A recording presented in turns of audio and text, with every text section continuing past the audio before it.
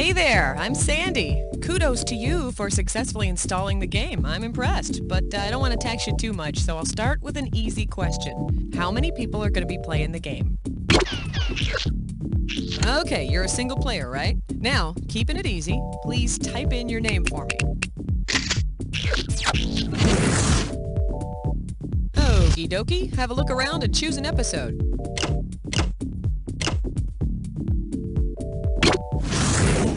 $30 seconds. Your buzzer is going to be the letter B. That's B, like one of my favorite movies, Blade Runner. 20 seconds. We got 20. Now listen, this couldn't be much simpler. A question comes on the screen, you think you know the answer, you buzz in. Then you pick one of the choices on the screen. You got it? Now be careful.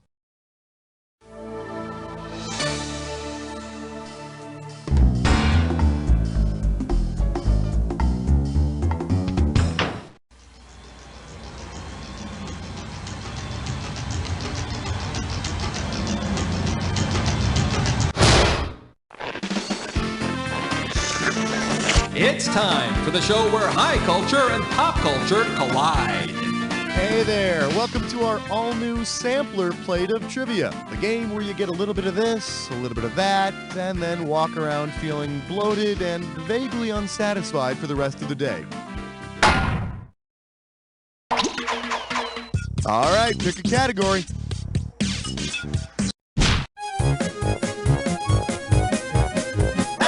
Let's have a big warm welcome for Yabba Dabba Good God! $2,000 for correct answer. Eyes forward, we're going. If the Flintstones were actually Flint stones, what would you expect to happen when Fred and Wilma embraced? They would both crumble into dust. They would make a small diamond. They would create a spark, or they would give off an odorless gas. Take it, it's yours! When you strike two pieces of flint together, it produces a spark. So, Fred and Wilma will light up when they rub against each other. But if you rub them together too long, well, then you get pebbles.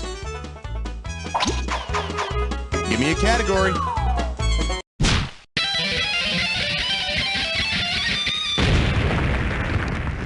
For your viewing pleasure, he sued my pants off. You get it right, you get $2K. Pencils ready. Let's do it. If Judge Judy reads the concluding clause in a missing pants case, what will she do? Present a testy, offer a colon, deliver a rectum, or give a sphincter?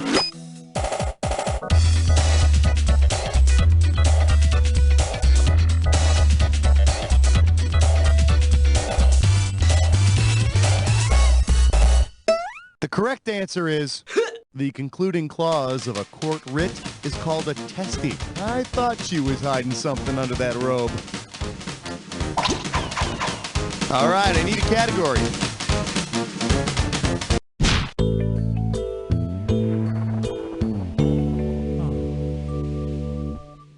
Coming at you, the changing of the change. You get this one, you pocket $2,000. Now, you've heard of the phrase, a penny for your thoughts? You have? Yes, apparently your brainwaves aren't worth very much, are they?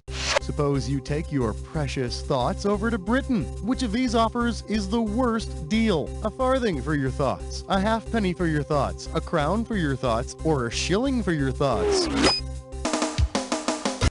It's yours if you want it.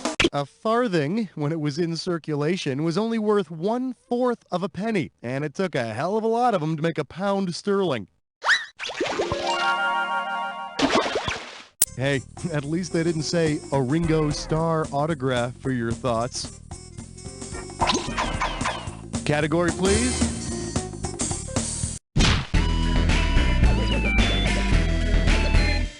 This one's called 3 Cheers for the Red, White, and Beer. You get this one right, you get 3,000 greenbacks. Here's the question. If the makers of Samuel Adams beer wanted to commemorate the life of Patriot Samuel Adams, what beer would they make? Boston Tea Party Ale, Bunker Hill Lager, Vice President Stout, or Common Sense Porter? Go for it! Vice President Stout? What the hell is that? The bland, tasteless, warm beer that you serve to unwanted guests? Here's the one you didn't pick. Sam Adams the man is best known for being the main organizer of the Boston Tea Party. So if Sam and his buddies could get that riled up over tea, could you imagine what would have happened if it had been beer? Time to pick a category. Uh-oh, fresh slut tits eyesore. It's time for a Zipperfish breast nut. Grab hold of this gibberish category. Don't talk back. $5,000 sounds like a good place to start off this gibberish question. Okay, you're going to have about 30 seconds to solve this thing, but every second and a half, I'm going to take some of that cash back. All right, see if you can tell me what this rhymes with. Yak meat live, sir? And don't let that punctuation throw you off.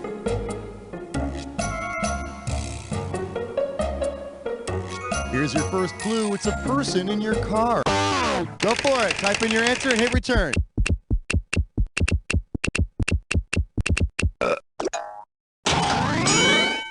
Yeah, I did pretty well on my backseat driving exam. Although I could have been more passive-aggressive when my instructor tried to parallel park. Throw me a category. Well, what do we have here? Do superheroes wear jock straps? I got $2,000 says you don't know this one. One question coming right up. If the Super Friends competed in a team triathlon with Batman biking, the Flash running, and Aquaman swimming, in which order would they compete? Aquaman, the Flash, Batman, Aquaman, Batman, the Flash, Aquaman, Batman, or Batman, Aquaman, the Flash?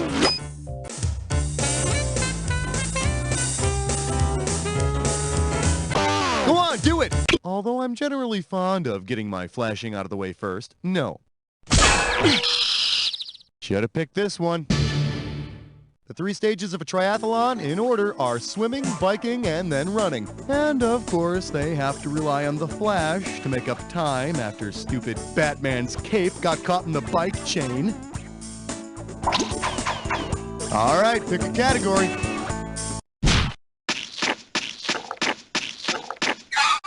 Open wide and get ready for Toys in the Attic. $1,000 at stake on this one. Okay, pay very close attention because this next one is an analogy question. Don't worry, I'm here.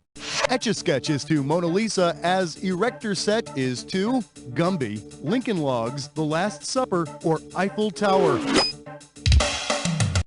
Take it, it's yours. That's what you get for stealing cable. Here's the one the winners pick. You use an Etch-a-Sketch to make drawings, and you use an Erector Set to build things. You know, truth be told, I hate Etch-a-Sketches. I could never make the letter M on those things, so I always had to sign my drawings Schmitty. All right, I need a category.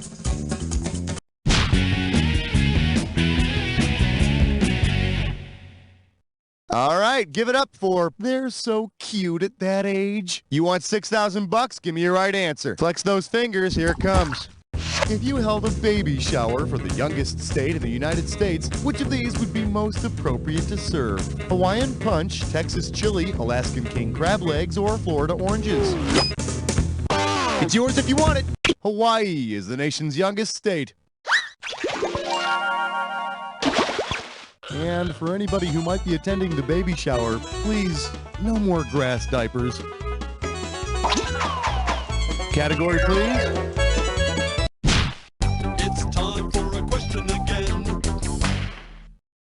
Let's take a look at, is there a doctor in the shoe? How does $4,000 grab you? Okay, you've heard that old Mother Goose rhyme. There was an old woman who lived in the shoe, and she had a lot of kids, and it was really weird. Okay.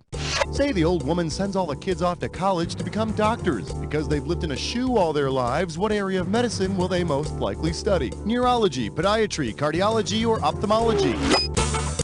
Go for it! Nope, I just don't see it.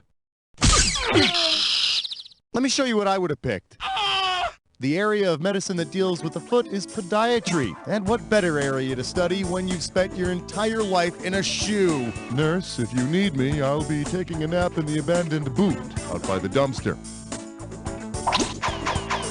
Throw me a category.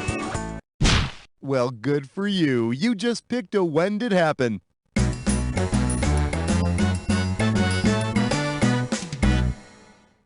All right, I'm going to show you an event like this. Man first walks on the moon. Then I'm going to list off 7 other events like this one. All you got to do for each one is tell me whether it happened before or after man first walked on the moon, or if it never happened at all. Buzz in when the correct answer is lit, you'll get $1,000. But be careful, if you buzz in when the incorrect answer is lit, you lose $1,000 each time you're wrong. All right, it's go time. This when did happen is called, huh? All right, don't wig out, chicks and dudes, but you better get into the groove and remember your fancy slang if you grok my meaning, because we've got this here little phrase popularized in the 60s. Check it. Groovy. Now tell me, were people more likely to hear this phrase before the crazy 60s kids and their grooviness? Would they be more likely to hear it after the funny talk, or has this phrase never been a part of the popular lexicon at all?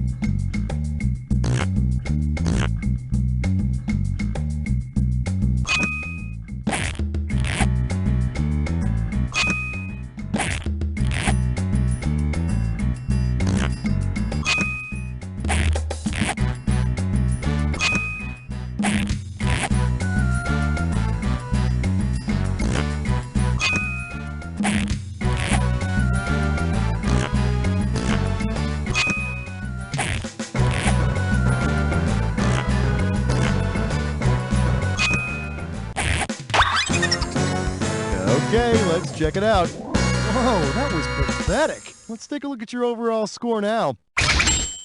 Okay, now, where were we? Time to pick a category. Tra-la-la, tra-la-lee. Here's a question for you. For your enjoyment, cows have feelings moo. If you know this one, you're getting $4,000. Okay, this next one's a fill in the blank, so type in your answer when you know it. That is, if you can type through your tears after I read you this obituary I just found. After years of having a farm, he finally bought the farm. Sounds of anguish abound with an oink oink here and a moo moo there. Services Saturday at noon. Oh, whose obituary is this? Now's the time to type in your answer and hit that return key. That goes in the win column. The obituary is for Old MacDonald. May he rest in P-I-E-I-E-S. Give me a category.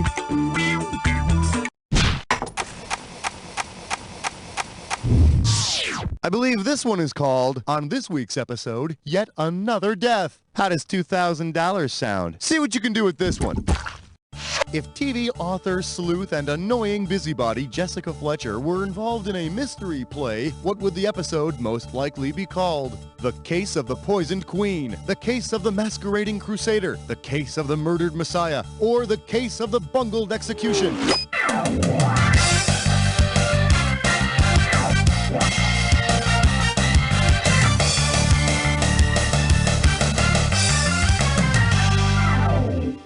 Okay, now here's a good answer. Medieval mystery plays were based on biblical stories, usually about Jesus. And since Jessica Fletcher is the only living person who was around in biblical times, she'd be perfect for the case. Throw me a category.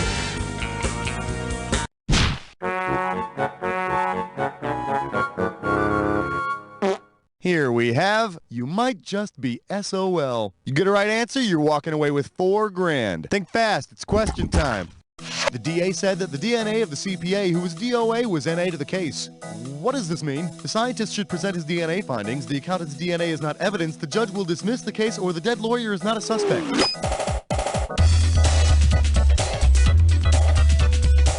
Go on, do it! The sentence means that the district attorney said the deoxyribonucleic acid of the certified public accountant who was dead on arrival is not applicable to the case. But come on, a dead accountant?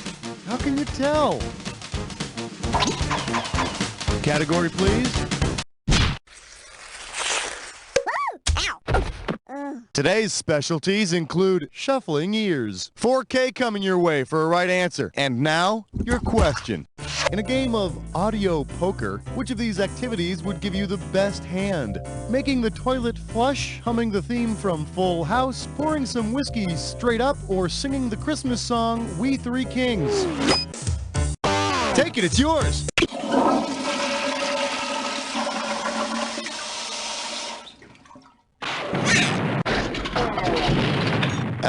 Does this ring a bell? In poker, a full house, or three of a kind and a pair, for all you Mennonites out there, beats a flush, a straight, and three of a kind. Of course, if your full house is three Bob Saget's and a pair of Olsen twins, well, you'll be paid off in hokey reruns.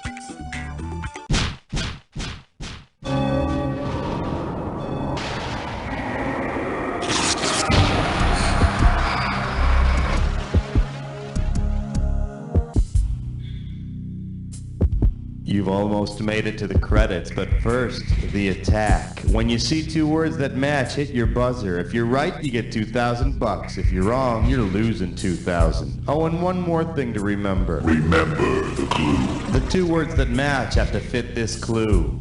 Sugar makes you spell funny. Yeah, and it rots your teeth out too, so...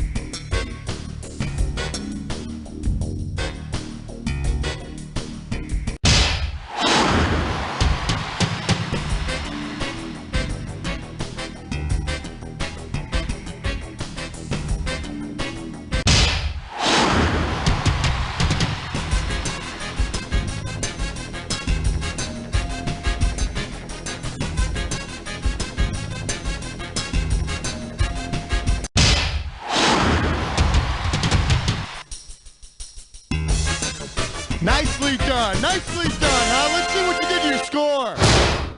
That's it.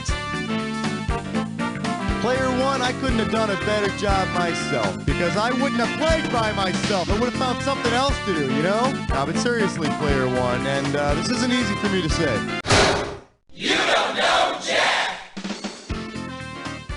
Hi there, I'm Scully from the American Council on Urine. Numero uno on the high scoreboard. Don't you kind of wish you could take your monitor around with you everywhere? Well, I suppose this is just more of a private victory. Give me the 411 on if you want to play again. I feel great. Hey, if you think this episode is a keeper, hit F and save it on your favorites list. I hear they're even more delicious the next day. Got run over. Just like the letter said, it started within 24 hours. First, I slammed the